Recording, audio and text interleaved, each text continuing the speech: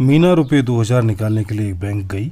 उसने खजांची से रुपये 50 तथा रुपये 100 के नोट देने के लिए कहा। मीना ने कुल 25 नोट प्राप्त किए। ज्ञात कीजिए कि उसने रुपये 50 और रुपये 100 के कितने कितने नोट प्राप्त किए। तो किसी भी इबारती सवाल पर अगर आपको सवाल को सॉल्व करना है तो सबसे पहले उन चीजों को हमने मान लेना है जो चीजें निकालने के लिए कहा गया है। इस सवाल पे कहा गया है कि मीना जब बैंक गई तो उसने 2000 रुपये निकाले और बैंक वाले से कहा कि मुझे केवल 50 और 100 रुपए के नोट देना, और उसने कुल 25 नोट प्राप्त किए हुए हैं और हमसे कहा गया है कि उसने 50 रुपए और 100 रुपए के कितने नोट प्राप्त किए। तो सबसे पहले तो हम मान लेते हैं कि माना मीना ने बैंक से 50 रुपए के नोट प्राप्त किए बराबर x, माना मीना ने बैंक से 100 रुपए के नोट प्राप्त किए बराबर y। अब हम आएंगे प्रथम शर्तानुसार। इस सवाल पर दो चीजों का जिक्र हो रहा है। सबसे पहले तो मीना जो है बैंक से रुपये 2000 रुपये निकाल के लाई है और साथ में मीना को जो नोट मिले हैं वो 25 नोट मिले हुए हैं। तो दो चीजें हैं, मीना को मिले हैं रुपये 2000 और कुल नोट मिले हैं 25। तो नोट एक अलग चीज है और रुपये एक अलग चीज है। इसको हम समझते हैं कि एग्जाम्पल से कुछ देर के लिए मान लेते हैं। माना मीना को नोट मिले हैं 50 रुपए के 4 नोट और मीना को मिले हैं 100 रुपए के 5 नोट। तो अगर कुल नोटों की संख्या अगर हम काउंट करेंगे तो नोट जब हम बात करेंगे तो उस टाइम पे हमें रुपयों से मतलब नहीं है, केवल नोटों की संख्या से मतलब है। 50 रुपए के 4 नोट मिले हैं तो हमें 50 रुपए से मतलब नहीं, केवल नोटों की संख्या से मतलब है। तो नोटों की संख्या यहाँ पे 4 है। 100 रुपए के 5 नोट है तो हमें 100 रुपए से कोई मतलब नहीं है, केवल हमें नोटों की संख्या 5 से मतलब है। तो यहाँ से हमें मिल जाएगा 5। तो कुल नोट हो जाएंगे 4 दूनी 5 बराबर 9। लेकिन जब बात आएगी रुपयों की, उस कंडीशन में हमें रुपयों की संख्या से भी मतलब है और किस रुपये की बात हो रही है इससे भी मतलब है। 50 रुपए के 4 नोट अगर हैं तो रुपये अगर हम काउंट करेंगे तो ये भी काउंट करेंगे और ये भी काउंट करेंगे। 50 रुपए के 4 नोट रुपयों में हो जाएंगे 50 गुणा 4 यानी कि 200 रुपये। और ऐसे ही अगर 100 रुपए के 5 नोट हैं तो हमने 100 रुपये भी काउंट करने हैं और 5 नोट भी काउंट करने हैं। तो 100 रुपए के 5 नोट का मतलब हो जाएगा 100 गुणा 5 रुपये। तो टोटल रुपये हो जाएंगे 50 गुणा 4 धन 100 गुणा 5। इस कंडीशन में, इस उदाहरण में रुपये हो जाएंगे 200 धन 500 यानी कि 700। ऐसे ही हमारे सवाल पे मीना ने बैंक से 50 और 100 रुपए के नोट प्राप्त किए हैं 25 और रुपयों में मीना 2000 रुपये लेके आई है। तो पहली शर्त में हम रुपयों की बात कर लेते हैं। मीना ने बैंक से रुपये प्राप्त किए बराबर 2000, इसको हम लिख भी लेते हैं। अब ये जो बराबर के बाद 2000 ये ऐसे रहेगा। अब हम रुपये अपने हिसाब से निकालेंगे। मीना बैंक से 50 रुपए के x नोट लाई है तो रुपयों की जब बात होगी तो 50 और x का हमने गुणा करना पड़ेगा, जैसा कि हमने यहाँ पे किया था। तो यहाँ पे 50 रुपए के जब हम नोटों को रुपये में बदलेंगे तो 50 गुणा x हो जाएगा। ऐसे ही मीना 100 रुपए के y नोट बैंक से लेके आई है तो रुपयों में हो जाएगा 100 गुणा y रुपये और टोटल रुपये हो जाएंगे इन दोनों का योग। तो ये क्वांटिटी हो जानी है 50x धन 100y बराबर 2000, ऐसा ही रहेगा।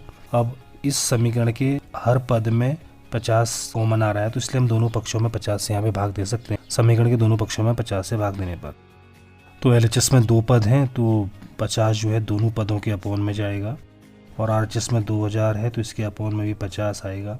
तो 50 से 50 यहाँ कटा x धन 50 से 100 यहाँ कटा 2 बार 2y बराबर 50 से 200 में भाग जाता है 4 बार, साथ में एक जीरो भी है तो यहाँ पे 40 आ जाएगा। इसको हम इक्वेशन नंबर फर्स्ट मान लेंगे और एक बॉक्स में भी डाल देंगे। ये जो हमने इधर पे काम कर रखा है ये हमारा रफ वर्क होगा। अब हम आते हैं द्वितीय शर्तानुसार में। तो इस पार्ट में हम मीना द्वारा बैंक से प्राप्त किए गए नोटों की संख्या काउंट कर लेते हैं। मीना ने बैंक से कुल 25 नोट प्राप्त किए हैं, इसी को हम लिख लेते हैं। मीना ने बैंक से कुल नोट प्राप्त किए बराबर 25। तो अभी हमने ऊपर माना हुआ था कि मीना ने 50 रुपए के x नोट प्राप्त किए, 100 रुपए के y नोट प्राप्त किए। तो यहाँ पे हमने जो माना हुआ है कि मीना ने बैंक से 50 रुपए के नोट प्राप्त किए बराबर x और 100 रुपए के नोट जो है y प्राप्त किए हैं। तो इसमें हम नोटों की संख्या के वक्त रुपये 50 और रुपये 100 को काउंट नहीं करेंगे, हम केवल इनकी संख्या यानी कि x और y को काउंट करेंगे। तो इसलिए इस केस में मीना ने जो कुल नोट प्राप्त किए हुए हैं इन दोनों का योग x और y का, जैसे कि हमने यहाँ पे निकाला भी था इस वाले एग्जाम्पल में। 50 रुपए के 4 नोट और 100 रुपए के 5 नोट है तो कुल नोट 4 धन 5 आए थे। तो इस वाले पार्ट में भी हम जो है कि नोटों की जब संख्या निकालेंगे तो हम केवल x और y को ही काउंट करेंगे। हमारा जो कुल नोट हमारे हिसाब से हो जाएगा, आ जाएगा x धन y, x और y का योग बराबर के बाद 25, ऐसा ही रहेगा। इसको हम बॉक्स में डाल लेंगे और इक्वेशन नंबर सेकंड मान।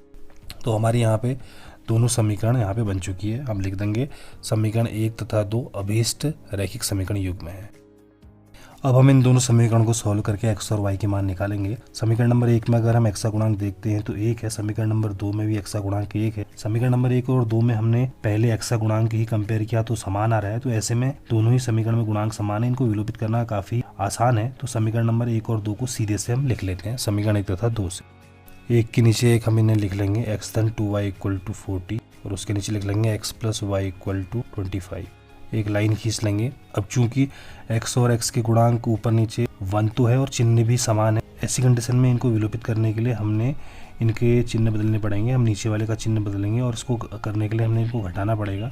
तो घटाने पर हम लिखेंगे और चिन्ह बदल देंगे। x जो पहले प्लस का था माइनस का हो जाएगा, y जो पहले प्लस का है माइनस का हो जाएगा, 25 जो पहले प्लस का था माइनस का हो जाएगा। अब बाद वाला चिन्ह नहीं काउंट होगा, x माइनस x हो गया तो ये कट गया, 2y माइनस y हो गया, हम सीधे भी कर सकते हैं तो 1y यानी कि y आ जाएगा, 40 माइनस 25 हो जाएगा जो कि 15 आता है। तो y की एक वैल्यू यहाँ पे हमें मिल चुकी है। अब y का मान हम समीकरण नंबर 1 या 2 पर रखकर x का मान निकाल लेंगे। समीकरण नंबर 2 थोड़ी सी इजी लग रही है तो समीकरण नंबर 2 पे मान रखते हैं y का मान समीकरण नंबर 2 में रखने पर।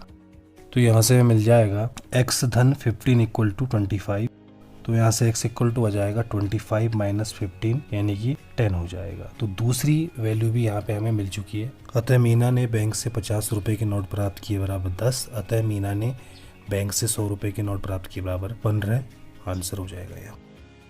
अब हम उत्तर की जांच कर सकते हैं। यहाँ पर मीना की अगर नोटों की संख्या देखते हैं तो 50 रुपए के 10 नोट हैं, 100 रुपए के 15 नोट हैं।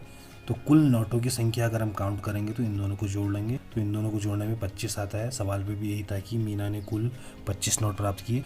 और बात करेंगे रुपयों की, तो मीना 50 रुपए के 10 नोट लाई है, तो रुपयों में लाई है 50 गुणा 10 यानी कि 500 रुपये। मीना 100 रुपए के 15 नोट लाई है यानी कि रुपयों में लाई है 100 गुणा 15 यानी कि 1500 रुपये। तो कुल रुपए हो जाएंगे ऊपर वाले में 500, नीचे वाले में 1500 यानी कि 2000 रुपये। और यही था कि मीना को कुल 2000 रुपये मिले हैं। तो हमारा आंसर बिल्कुल सही हो रहा है, हमने उत्तरालय से चेक करने की जरूरत नहीं है।